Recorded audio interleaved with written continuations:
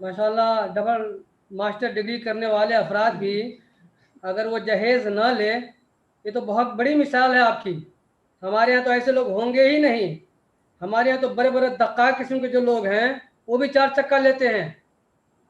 4 चक्का, 2 चक्का मानने को तैयार नहीं, वो 4 चक्का लेते हैं जो बड़े बड़े दक्का किस्म के लोग हैं। समझ रहे हैं, ये शर्म की बात है हम लोगों के लिए, हमारे माशरे के लिए। और इसी को ख़त्म करने के लिए तमाम उलमाए किराम अभी जाग रहे हैं। और अल्हम्दुलिल्लाह कल मीटिंग है, अल्लाह इस मीटिंग को कामयाब करे, जिसमें इलाके के सारे सरकर्दा लोग शामिल हो रहे हैं। हर गांव से सेक्रेटरी, खजांची और तकरीबन हर उलमाए किराम भी आएंगे। दुआ करें और हम सब मिल के दुआ करें, अल्लाह इस लानत को हमारे समाज से ख़त्म करे और बहन बेटियों के लिए आसानी पैदा फरमाएं। जी, अगर किसी भाई के पास और कोई सवाल हो तो कर सकते हैं। आखिर में हमारे शेख अब्दुल रहीम साहब मदनी यहाँ मौजूद हैं, जिन्होंने भी ये भी मदीना से फारिग हुए, लेकिन इनके दिल में भी तमन्ना थी, है ना, कि ये भी जहेज़ के बिना ही शादी किए। जबकि जो लोग ज़्यादा पढ़ के आते हैं हमारे यहाँ तो वो ज़्यादा लेते हैं, लेकिन कुछ ऐसे लोग भी हैं जो बड़ी बड़ी कुर्बानियाँ दे जाते हैं और लोगों को पता भी नहीं होता है। समझ रहे हैं। बहरहाल अल्लाह जिन लोगों ने नहीं लिया है, अल्लाह उन्हें इस लायक बनाए कि वो उनके बच्चे के लिए भी आसानी पैदा हो, और जो लोग इसमें थे वो छोड़ें, उन सारी चीज़ों को तौबा करें और अब जो है मुहिम में शामिल हो जाएं और कोशिश करें कि आज के बाद हम लोग जो है जहेज नहीं लेंगे, नहीं देंगे। मस्जिद में हमारा निकाह हो और बहुत ही मुख्तसर हो, 2 से 4 आदमी जाएं, निकाह करें, लड़की को लेके आ जाएं। हम तो कहते हैं कि लड़का वाला कपड़ा लेके भी जाएं। और रिजालो कव्वामुन अलन निसा, हम हाकिम हैं, मर्द हैं, काहे की हाकिमियत? हम सब कुछ तो उन्हीं से लेते हैं, लड़की वालों से, उनके बाप से ही ले लेते हैं और कहते हैं हम हाकिम है। कहाँ का हाकिम है भाई? तो जाहिर सी बात है, औरतें तो हुकूमत तो करेगी, तब सारी बातें तो आपके ऊपर डालेंगी। तो आज अल्लाह ताला हम लोगों को असल हाकिम बनाए, जो कुरान ने कहा है कि रिजाल क़वामून अलन निसा, उसी के मुताबिक हमें ज़िंदगी गुजारने की तौफीक दे। और हर मर्द के लिए एक चैलेंज है ये कि वो लड़की से एक पैसा ना ले, बल्कि मैं तो कहता हूँ कि कपड़ा भी खरीद करके लड़की को दे और जाए और लेके आ जाए। सिर्फ नाश्ता हल्का करे, या अगर खाना खिला सकता है तो उसमें 4 आदमी 5 आदमी का खिलाए, और बस इससे बड़ा, इससे ज़्यादा कुछ ना करे और ना ज़्यादा लोग जाएं। हमारे यहाँ तो इतने 300 शादियों में हमारे यहाँ जो बारात आती है वो कम से कम 300 होगा, उससे ऊपर जितना आप चाहें, कम से कम 300 आता है। बेचारे लड़की वाले दहेज अलग देते हैं और खाने में जो खर्च होता है पूरे गांव वालों को खिलाइए। बाराती 300-400 पूरे गांव का उठ के आते हैं, उनके पूरे मेहमान वगैरह सबको खिला करके लोग परेशान हो जाते हैं। ये बड़ा अच्छा आपने माशाल्लाह शुरू किया है। अल्लाह ताला इस मकसद में बरकत डाले। आपने, अब्दुल कलाम साहब ने और मकसद हयात की टीम को ये क्रेडिट जाता है कि माशरे के अंदर आप सुधार लाने के लिए इस तरह के प्रोजेक्ट्स कर रहे हैं। माशाल्लाह खुशी होती है कि अल्लाह ताला इसमें बरकत डाले। अगर हमारी वजह से एक शख्स भी अपने आप को इस समझ लीजिए गुनाह से, इस बुराई से बचा ले तो ये काफी हो गया है। फिर हमारा काम है वमा अलैना इल्लल बलाग, हमारा काम है आगे पहुंचाते जाना। तो मैं चाहूंगा ये अब्दुल रहीम साहब हैं, ये जो 3-4 साथी हैं, इनसे 30-30 सेकंड में ये पूछ लें कि आज के सेशन में क्या एक नुक्ता सीखा। जो मेरा आज का 1 घंटे का ट्रेनिंग सेशन हुआ है, तो सवाल नहीं है तो 30 सेकंड के लिए ये जो साथी मौजूद हैं इनका माइक 30-30 सेकंड के लिए ओपन करें और कोई एक चीज आप बताएं जो आज आपने सीखी है और उसको इस्तेमाल करके अपने वक्त को बेहतरीन बनाएंगे। पहले शुरू कर दें अब्दुल रहीम साहब से। हमारे हर मजलिस के सदस्य होते हैं और आखिर में इसका निचोड़ पेश करते हैं। जो आज की मजलिस में बातें हुई है इसका निचोड़ वो पेश करेंगे और वही दुआए कलिमात के साथ वो अपने मजलिस हमेशा इख्तिताम करते हैं, है ना। तो इंशाल्लाह वो निचोड़ बाद में पेश करेंगे आखिर में। बाकी जो भाई हैं इसमें जिब्रील हैं, हमारे खलील साहब हैं, वो हमारे नेपाल के मकसूद हयात टीम के ऊपर है। अच्छा, एक चीज और मैं बताऊँ आपको, आज जो एक कामयाबी, बहुत बड़ी कामयाबी मकसद हयात की आती है और तकरीबन हमने बड़ी मेहनत की है इसके ताल्लुक से। क्योंकि मैंने जब बात जिले जमीयत पे मतलब डाल दी थी तो कुछ लोगों ने कहा कि कामयाबी मिलने से पहले खुशियाँ मिठाइयाँ तकसीम करने लगते हैं। तो बहरहाल मैं फिर बाद में डालना बंद कर दिया, लेकिन ऐसा नहीं है कि मैंने काम बंद कर दिया। मैं बराबर लोगों में फ़ोन करता रहा, वहाँ के जो इख्तलाफात थे उनको मैं दूर करता रहा, दोनों भाइयों में मिलाने की कोशिश करता रहा। और अल्हम्दुलिल्लाह आज का जुमा जो वहाँ 2 मस्जिद बन गई थी, हरीपुरे गांव है वहाँ पे 2 मस्जिद बन गई थी। दोनों मस्जिद में अलग अलग अजान, बीच में सिर्फ रास्ता है। एक ही जमात के लोग, बीच में रास्ता, इधर भी मस्जिद इधर भी मस्जिद, इधर भी अजान हो रही है उधर भी अजान, इधर भी खुतबा उधर भी खुतबा। اور زمانے سے بہت سارے بڑے بڑے لوگ آئے اس کو ملانے کے لیے، ہے نا، اور بہت بڑے بڑے نیتا وغیرہ بھی آئے اور کوئی اس کو ملا نہیں پائے. الحمدللہ ہم لوگوں نے تھوڑی سی کوشش کی ہے اور آج کا جو دن ہے یہ جبریل صاحب کے سامنے موجود ہے. ان کو اور ہمارے شیخ ثناء اللہ کریمی صاحب ان کو میں نے خطبہ جمعے کے لیے بھیجا تھا آج وہاں پہ کہ جائیے اتحاد و اتفاق میں بات کریں، جہیز کے اوپر بھی بات کریں، لوگوں کو جوڑنے کی کوشش کریں. تو الحمدللہ آج دونوں مسجد کے لوگ ایک مسجد میں، پرانے والی مسجد میں نماز پڑھے ہیں، ہے نا جبریل؟ ماشاءاللہ. اور ماشاءاللہ یہ بہت بڑی کامیابی ہے کہ اس گاؤں کے اندر اتحاد پیدا آج ہو گیا ہے اور الحمدللہ یہ کریڈٹ بھی مقصد حیات پہ جاتی ہے. ماشاءاللہ ماشاءاللہ، بہت اعلیٰ بات ہے، جی زبردست. جی کچھ بول رہے ہیں، پوچھ رہے ہیں اجازت چاہتا ہوں. بھائی، کچھ پوچھنا جی چاہ رہے حبیب الرحمان صاحب. السلام علیکم ورحمۃ اللہ وبرکاتہ. وعلیکم السلام ورحمۃ اللہ وبرکاتہ. جی آج کے سیشن کے تعلق سے کوئی بات یا آپ اپنے کوئی بات؟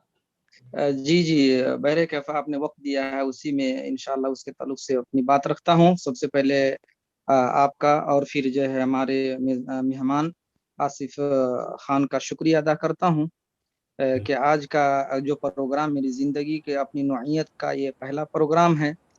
البتہ سوال میرا یہ ہے کیونکہ اس میں جتنے شرکا ہے تقریباً سبوں کے بیک گراؤنڈ جو اسلامک بیک گراؤنڈ ہے اور شرعی بیک گراؤنڈ ہے، دینی بیک گراؤنڈ ہے، اور دینی بیک گراؤنڈ اور دنیاوی بیک گراؤنڈ دونوں میں فرق ہے، سب جانتے ہیں. یعنی دنیا میں زندگی جینے کے لیے دو راستہ ہے، دین کو پھیلاتے ہوئے، دین کو بچاتے ہوئے، دین پہ عمل کرتے ہوئے دنیا کے نصیبوں کو نہیں بھولنا ہے. تو آج کے جو لیکچرر ہیں انہوں نے بڑی قیمتی بات بتایا وقت کے تعلق سے.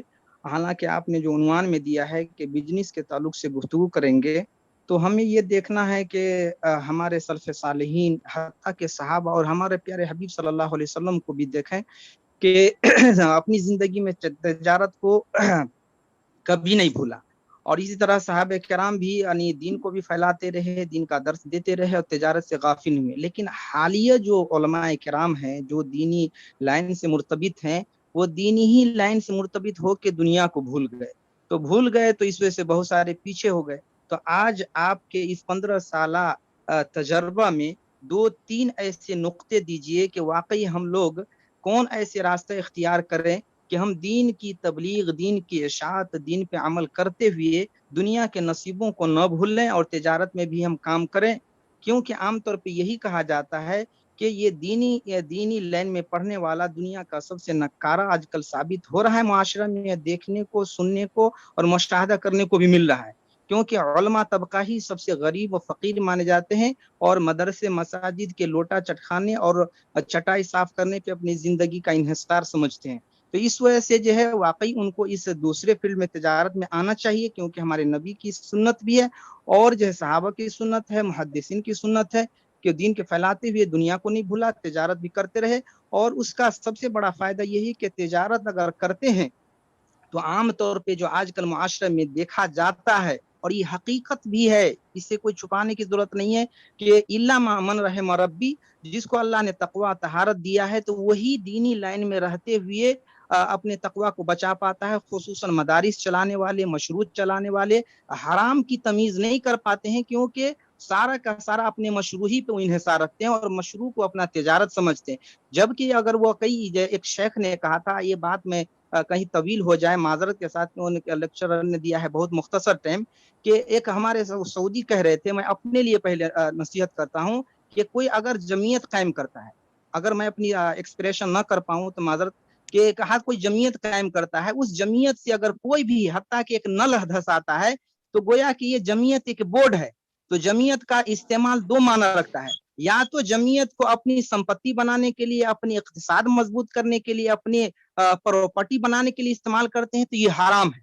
یا تو دوسرا جمعیت کا یا آرگنائزیشن کا، اسٹیبلشمنٹ کا اگر آپ یہ استعمال کرتے ہیں کہ اپنی ذات کو ان کے لیے استعمال کرتے ہیں، ایک ہے کہ اس جمعیت اور آرگنائزیشن کو اپنی ذات کے لیے استعمال کریں، ایک ہوتا ہے اپنی ذات کو اس جمعیت کے لیے استعمال کرتے ہیں. تو اگر آپ جمعیت کو اپنے لیے استعمال کرتے ہیں تو یہ قطعاً حرام ہے اور اس میں 90% آدمی ملوث ہے. اس لیے اپنے آپ کو بھی ہم شامل کریں تاکہ کسی کو تکلیف نہ ہو. دوسرا نقطہ جو شیخ نے کہا کہ اگر آپ اپنی ذات کو جمعیت اور آرگنائزیشن اور سینٹر کے لیے استعمال کرتے ہیں تو اس وقت آپ کو جیسے عورتوں کا اگر شادی کے وقت میں اگر اجرت مہر مثل یعنی مہر سا اگر متعین نہ ہو تو اسے مہر مثل دیا جاتا ہے، اسی طرح اگر آپ جمعیت کے لیے کام کر رہے ہیں، اپنی شخصیت کو جمعیت کی ترقی کے لیے، تو آپ اجرت مثل لے سکتے ہیں. یعنی مطلب کہ آپ ہی کے جیسا ڈگری ہولڈر، آپ ہی کے جیسے ایجوکیٹڈ پرسن اگر واقعی معاشرے میں کوئی جاب کرتا ہے تو کتنی تنخواہ ہے اتنے آپ اجرت مثل لیں گے. باقی ساری کی ساری وہ جمعیت کو مضبوط کرنا، جمعیت کو ترقی دینا اور اس جمعیت کے پلیٹ فارم سے پیسہ ہونے والے پیسے کو معاشرے کی فلاح و بہبود اور معاشرے میں پائے جانے والے غریب و نادار کی تعلیم و تربیت اور دیگر بھی نیکی کام میں خرچ ہوگا. تو آج کیا ہے کہ واقعی اس طرح دینی لائن میں کام کرنے والے، مدارس سے جڑنے والے، الا من رحم ربی، جس پہ اللہ رحم کر دے، جس کو اللہ توفیق دے، وہی جو حرام خوری سے بچ پاتے ہیں. ورنہ تقریباً 90% حرام خوری ملوث ہیں، مطلب لت پت ہیں. تو میں یہ کہنا چاہ رہا ہوں کوچ صاحب سے کہ واقعی ہم نے اسلاف کے سنتوں کو بھلا دیا، اس لیے جو ہے ہم آج پستی اور بربادی میں ہیں. تو واقعی علماء کو بھی اس تجارت کے فیلڈ میں آنا چاہیے. لیکن یہ میں کہنا چاہ رہا ہوں کہ بعض لوگ یہ کہتے ہیں اگر تجارت میں جائیں گے تو دین کو بھول جائیں گے، اور دین میں جائیں گے تو تجارت میں. اور اس کی مثال ہمارے زمانے کے کسی ساتھی نے کہا کہ یار دیکھو ایسا زندگی یہ پرپیچ وادی ہے کہ اگر واقعی تجارت بھی کریں گے تو تدریس کا کام نہیں کر پائیں گے، تدریس کریں گے تو تجارت کا کام نہیں کریں گے. تجارت خود آپ سے وقت طلب کرتا ہے، تجارت کے بہت سارے گڑ ہے، تجارت کے لیے وقت دینا ہے، اور آپ اگر تجارت میں جائیں گے تو تدریس کمزور پڑ جائے. تو کیا آپ کے نظر میں ایسا ممکن ہے؟ حالانکہ ہمارے اسلاف کے نمونہ موجود ہے کہ آج کے دور میں ہم دینی کاز کو، دینی امور کو سر انجام دیتے ہوئے تجارت اگر کر سکتے ہیں تو ہم مولویوں کے لیے، ہم مولانا کے لیے کون سے یعنی آپ کے نظر میں ہے تجارت کریں، تاکہ ہم تجارت پہ اپنے زندگی کا دار و مدار اور انحصار کرتے ہوئے دینی کام کریں اور حرام خوری سے بچ جائیں. تو یہ آپ اس پہ اپنی زندگی کا خلاصہ پیش کریں. جزاکم اللہ خیرہ. آپ کا بھائی حفیظ الرحمان ولی المکی، مکہ مکرمہ.